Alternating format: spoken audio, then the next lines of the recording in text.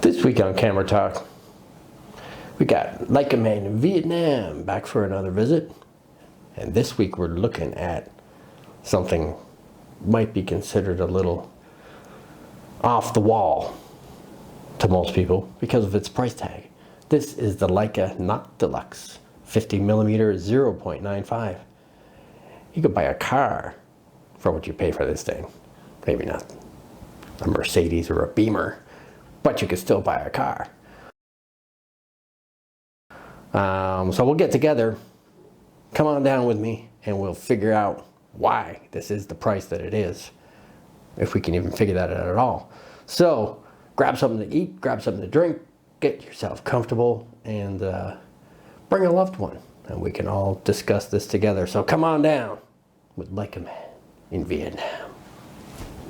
Here I am in Vietnam. Rain is always coming down. This is Camera Talk with Dr. Scott. Alright, this week we're bringing back Leica Man in Vietnam. And what Leica product are we talking about this week?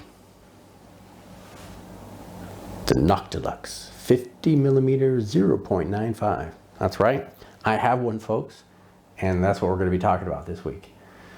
And here it is, sitting on my M10, and what a glorious little beast it is. Now, in the intro, I talked about, you can buy a car with this thing. Brand new, these things are $12,900 USD. That's pretty expensive for a lens, wouldn't you say? What the fuck? I mean, the camera bodies themselves are, $5,000, $6,000, $7,000, $8,000, for, various Leica bodies and whatnot. But the glass, again, almost $13,000. Egads. Now, of course, at Modesty Photography, we don't buy brand new stuff like that. Who the heck is going to spend $13,000 on a brand new lens? But you can get it off of eBay or, other used platforms, and they run roughly $7,000 or $8,000, which is still a little expensive, I'd say. But it's a big butt. Like big butts, and I cannot lie. It's better than $13,000. So what makes the Noctilux so expensive, or so not just expensive, but so special? Well, isn't that special? Everybody thinks it's special. Well, this one here was designed in 2008, or at least launched in 2008 by Leica, and it was designed by Peter Carba, who's their latest, greatest lens designer. Going back in the day, I mean, this is a 0.95, which was a wow accomplishment. Starting back in Noctilux's history, they started off with an f1.2 in 1966. That was designed by Helmut Marx. And he, was, again, the designer for Leica at that period of time. And, Noctilux meant the light of the night. And, 1.2 aperture was, again, pretty wow at the time. And it, it was all hand ground, hand polished glass, which made it pretty difficult to, produce. And also meant that every sample was slightly different than the other, being hand polished and whatnot. But that went on until 1975. So 1966 to 1975 was that version of it. And then Walter Mandler came along. He was the head of manufacturing and design in Leica had moved to Canada at that point. Good day. How's it going? He was the head at the time. So in 1976, he came up with a Leica 50mm f1, which again made people go, wow, from an f1.2 to a 1. That was pretty killer. And Walter Mandler had a big impact on Leica. He designed a lot of different lenses, but this particular one, he also reiterated or redesigned a few tweaks here and there 4 different times between 1976 and 2008, when Peter Carver came along and redesigned it to a f 0.95, which that's 11% increasing the light capturing capacity, and also made it sharper as well. You know, the f1 was kind of cool, but it wasn't as sharp as, you know, as this one here. So yeah, again, it was it had its day and it was cool. But you know, this is the latest greatest version, and this is the one that's definitely more sought after than the others for its capabilities. Now again, it's, you know, modernized, so it's 6-bit coded, which means you pop this thing onto the body of a Leica digital camera and it recognizes the lens. You know, so it talks to it electronically. You know, the specs from this thing, 8 elements in 5 groups, 2 aspherical elements inside. Its close focus is 1 meter, so it's not all that great at getting close to anything. I mean, your standard like Summilux and you know, the Elmerits and all these others are 70 centimeters. So 30 centimeters longer is the Noctilux. It has 10 aperture blades, but they're straight aperture blades. So again, you know, the bokeh balls may be a little funky if you're stopping down, but wide open, round as can be. Stop down to f16, round as can be. But in between, you might get a little odd shapes here and there. The sucker's heavy. I mean, just me holding on to it now, I keep having to switch hands. 760 grams. I think it's freaking heavy. So I couldn't imagine walking around with this thing all day long. It has some floating elements at the back to help with that close focus. You know, again, 1 meter is not all that great, but it still helps to maintain that that 1 meter distance. It has a built-in hood. You know, again, it's not the longest hood in the world. That's what she said! But it's better than nothing. And you know, again, it locks in if you twist it. So you pull up and then twist and push back. Go the wrong way. And oh, here it's giving me a hard time coming down now. There we go. Woo. Well, that's what you get with a used lens. Somebody's tweaked it a little bit as we're coming along here. But it's a built-in hood. Can't beat that, right? It's great. One of the things, again, that kind of separates this from some of the other great 50s that Leica has is colors. You know, it produces some great colors. Obviously, the 3D pop thing is unbeatable. You know, it's like, wow, when you see shots like this under the right conditions, you're like, it just looks magical, really. And of course, the bokeh is what sets this apart from many others. You know, the Summilux, the 50 Summilux, even though it's a 1.4, its bokeh is wow, out of this world type thing. But again, you can see some subtle differences between the two, between this one and the Summilux. And I'll show you that in a different video. But this one, you know, by itself has some great bokeh. And I'm going to show you some shots that I've taken of Dylan, as well as some shots I've taken of my little penguin friend up there, just to again show you, you know, what it can do, sort of thing. Now, what I normally do as well, you know, if you watch my channel, is I focus in on the nameplate on my Canon M50's kit lens that's filming this. It's a 15 to 45 EFM lens, so I try to get as close as I can, not as close as I can, as focused as I can anyway, on the end of the lens.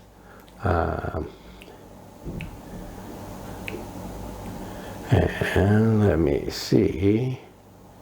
just how, right there. That should be about as sharp as I can get it. 1, 2, 3.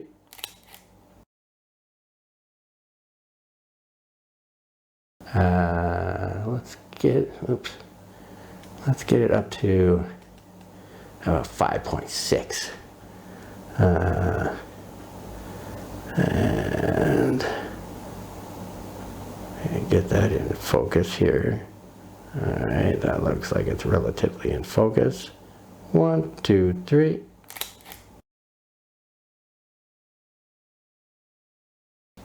As I just said, because this sucker is heavy, I'm going to put it down so I don't go dropping it. But what I do want to show you are some photos of Dylan that, you know, everybody knows. Dylan McDonald, my son. Aww. He's 20 months. Actually, by the time you see this video, he'll have turned 21 months old at that time. But still, he's a little firecracker. You know, he's tough to nail down. But I do the best I can to get some photos of him, and of course with manual focus lenses, it's a challenge. But anyway, here's some pictures of Dylan.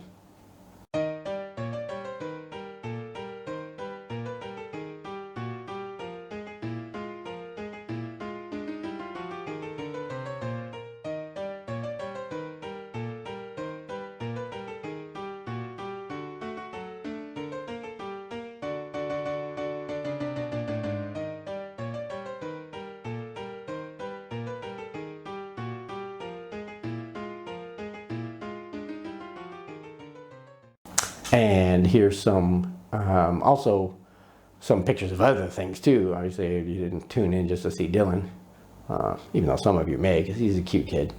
But still, here's some pictures of other stuff, you know, landscape as well as, well, not really landscape, but, you know, stuff outside, you know, and other people, and just stuff basically showing off that 3D pop and the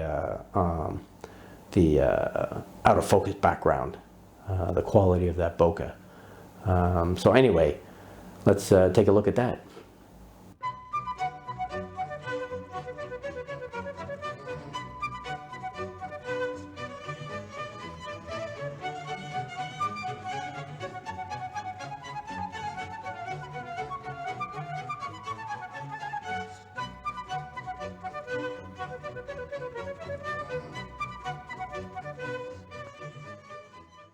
Pretty much all I really wanted to say about it. Could I recommend purchasing something like this? Brand new, if you got the money and you got nothing else to do with it, okay. Oh, speaking of Dylan, that sounded like Dylan crying out there. He's saying, "Daddy, Daddy, why am I not in this video?" Well, it's because what time is it? 11:15 at night. Sorry, buddy, you need to be sleeping. Can I recommend buying this at $13,000? No. Save yourself some money. Could I recommend buying it used? Maybe. Again, it's still a lot of money. You know, if that's something you want to do. Is there something comparable? Yeah, maybe the Summilux 50 Summilux 1.4. Very comparable. The build is very comparable. You know, 8 elements in 5 groups and so forth and so on. There's a lot of similarities between the two. They're both bokeh kings.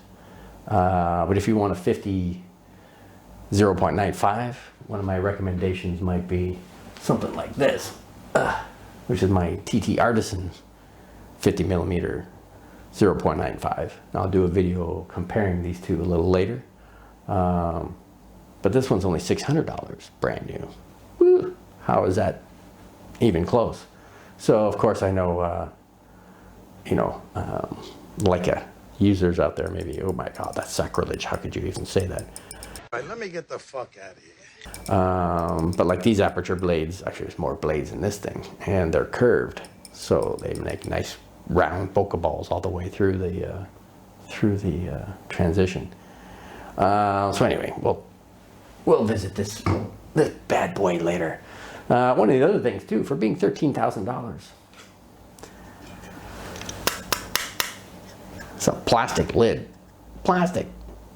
You know, why can't they give you a metal, you know, a metal slip-on lid or something that that does it? Again, the TT Artisan. The TT Artisan lid. That's this here. Metal. That thing's metal. Why can't Leica do that? I mean, they're charging you $13,000 freaking dollars for this thing. You know, it should be the best out there on the market. So plastic lids, not so impressed with that. Again, if you got the money, honey, go ahead and get one. If not, go with the alternatives. If you really, really want to use one, find one to borrow or find one to rent. Play with it for a while, but it's not an everyday user anyway, because of that weight, you know, lugging that thing around with you. Yeah, that's too much. So, and because of its, you know, shallow depth of field and everything else, it's very tough to nail down focus. And in the daytime, you know, if you want to shoot wide open, you need some pretty heavy duty ND filters on there to cut out the light. It's great for nighttime, but yeah, daytime not so much. Anyway, that's all I really want to say about the Noctilux. I like it, you know, don't get me wrong, but bang for the buck doesn't quite cut it. No. No. Mm-mm. Mm-mm. No. No. No. No. No.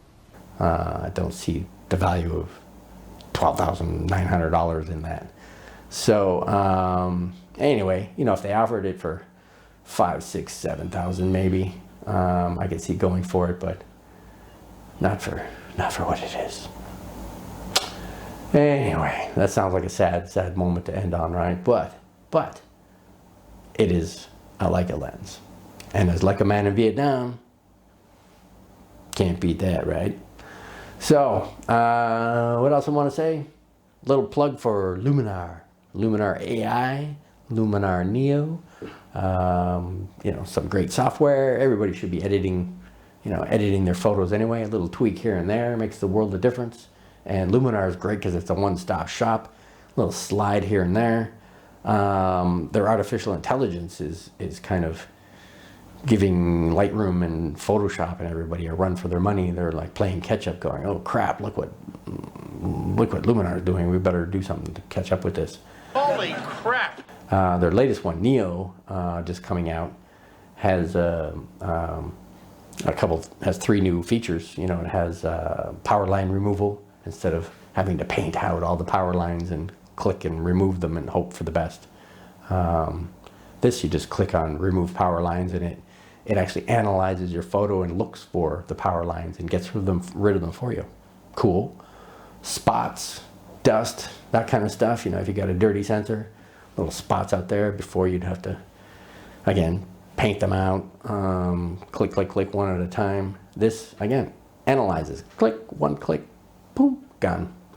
The last one is a relighting feature. You know, if your lighting is a little funky in the scene, or it's too bright in the back or too bright in the front or wherever, you can actually shift it around and refocus where that light is. So that's pretty cool too. Obviously not something you're going to use every day, but or you might, depending on what you're shooting. But it could be quite useful. So anyway, that's my plug for Luminar. And if you click below, there's a $10 discount for you if you're going to consider buying one. Why not save 10 bucks, right? I mean, it's already economical. It's like 70 or so dollars. From what I've read, they're like thinking of increasing it, but for now it's like 70 bucks or something. So you, again, 60 bucks if you get $10 off. I get a little kickback for that. $1 million. Yabba dabba doo. Other than that, how about you support my channel and subscribe, right? Because we all need a little tender love and care in the world, so subscribe. And why not tell your neighbors, tell your friends, tell your family, tell your loved ones. Help out Dr. Scott and subscribe. And why not give us a thumbs up while you're at it, so I can get my thumbs up girls in my video.